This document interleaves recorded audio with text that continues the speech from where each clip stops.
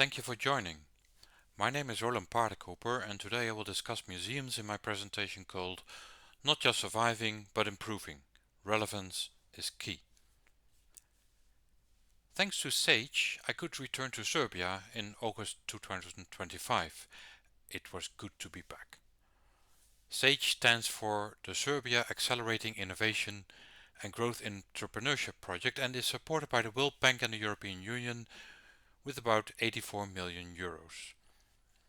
During our visit, both young academics as well as colleagues from the National Institute of Archaeology of Serbia discussed the results of their efforts with the International Advisory Board. This, among others, include Dr. Sarah Perry, University College London, UK, as the lead, and Professor Boris Kafur, University of Primorska, Slovenia, and myself. This time, Dr. Kosmas, Cyprus University of Technology, could not join. This video includes what I presented to my colleagues in Beograd. I will start with a bit of introduction. Who am I? Why is this subject of relevance and impact important? Why is it important now? And I will have a little conclusion. My name is Roeland Paardekooper and I studied in the Netherlands, a master's in prehistory of Europe. And after that in the UK I did a PhD on open air museums at the University of Exeter. But why archaeology? Why is that important to me? Well, basically because I'm interested in people, both those in the present and in the past. But I have to admit that I have not excavated anymore in this century. However, in all my work, my firm base in archaeology is the A and O. I've always worked with museums, both as an international consultant and in management positions in museums in the Netherlands, Denmark, and Germany. And I like to see myself as a facilitator, an enabler. I'm active in ICOM, the International Museum Federation, and EXARC is important to me. I was one of the founders of that network of archaeological open-air museums and people working with and around those. We started in 2001 and by the end of 2023 EXARC had 400 members in over 40 countries.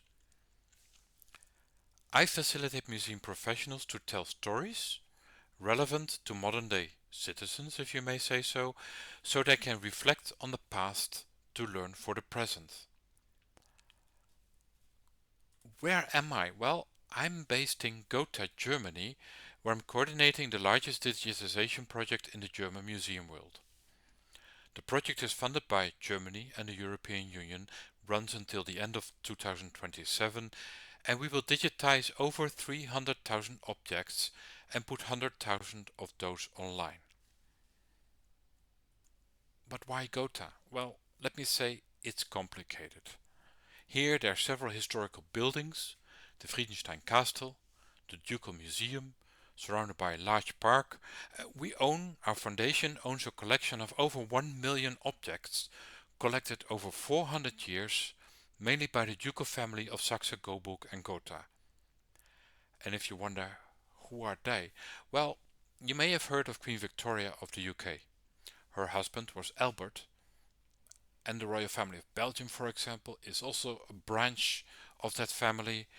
In Bulgaria there is another branch which is called Saxe-Coburg-Gotski, so you will find members of this ducal family in many parts of Europe, especially over the 19th century they were well connected.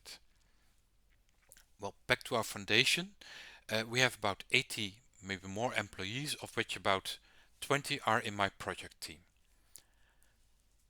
But that's not all. Friedenstein is also the seat of the research library Gotha, under the umbrella of Erfurt University. That is the old ducal library, also with about 1 million objects. And besides this, there's also a very large archive in town, also connected to the same 400 years of history, and a lot more. In short, I would say Gotha is GLAM: Gallery, Library, Archive and Museum. But what am I doing here? Well, we do not just digitize stuff in our project. The Gotha Transdigital project has three parts.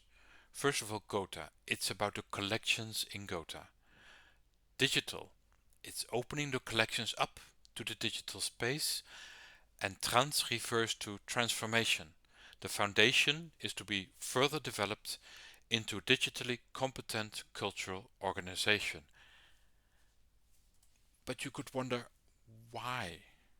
Well, uh, their main global trends. The United Nations Sustainable Development Goals, digitalization is also a global trend, relevance another one, and to be honest, relevance is the key.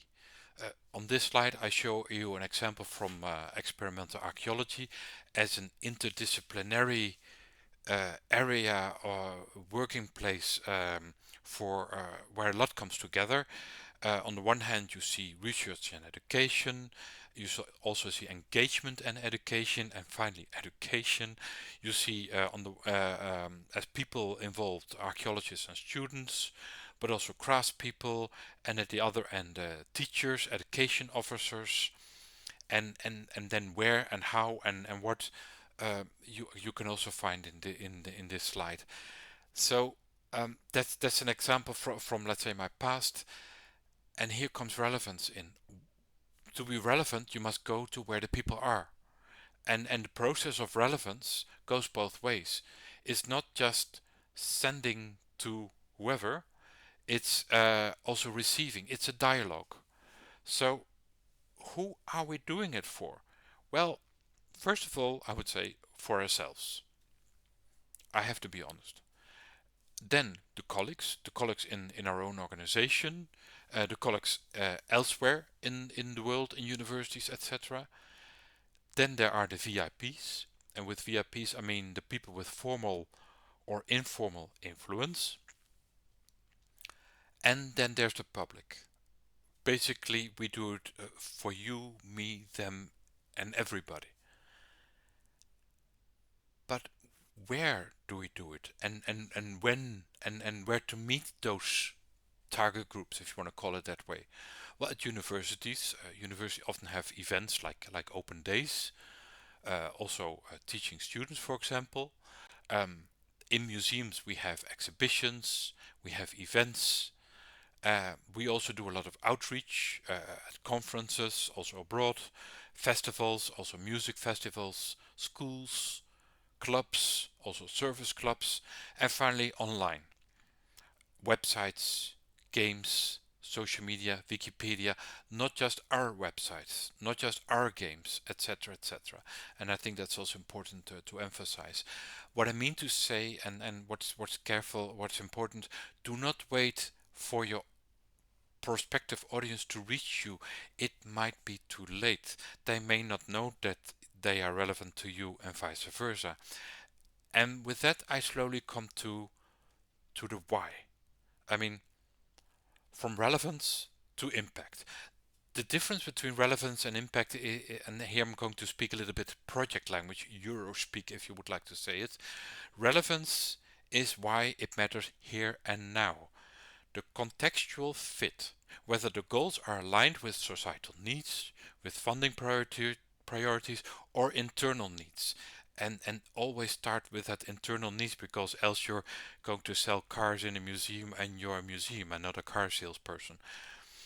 And at the other far end is the impact, the measurable change, what happens because of it, the broader long-term change in society, economy, environment, or culture. And between relevance and impact are bridge buzzwords like inputs. Inputs are the resources you are investing, the funding you got, staff time, infrastructure. Then we go towards milestones, which are strategically aligned and defined, so they do not mislead you into chaos, but towards the project end. The activities are what the project actually does. Then you have outputs, let's say the tangible products, the papers, the data sets, the prototypes, the exhibitions.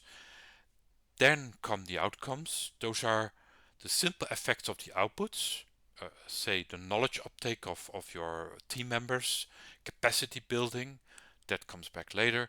New methods adopted, changing in the way you work, changing curricula, and all that leads to impact, which you relate back to relevance. If all is executed well, your project report gets good notes and you reach something.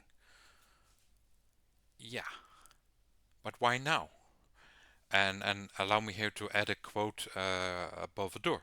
Omnia mutantur, nihil interit. It means everything changes, nothing remains the same. And that is the challenge. What stays the same is that we are in a flow of changes which goes faster and faster. Back to my project, Cota Transdigital, we manage a digitization project, but we do not only scan in some old pictures. So on top of that, we are in digitalization of processes, think of digital signatures. We also are in change management, learning organization, which I prefer not to call a process because processes have a start and an end.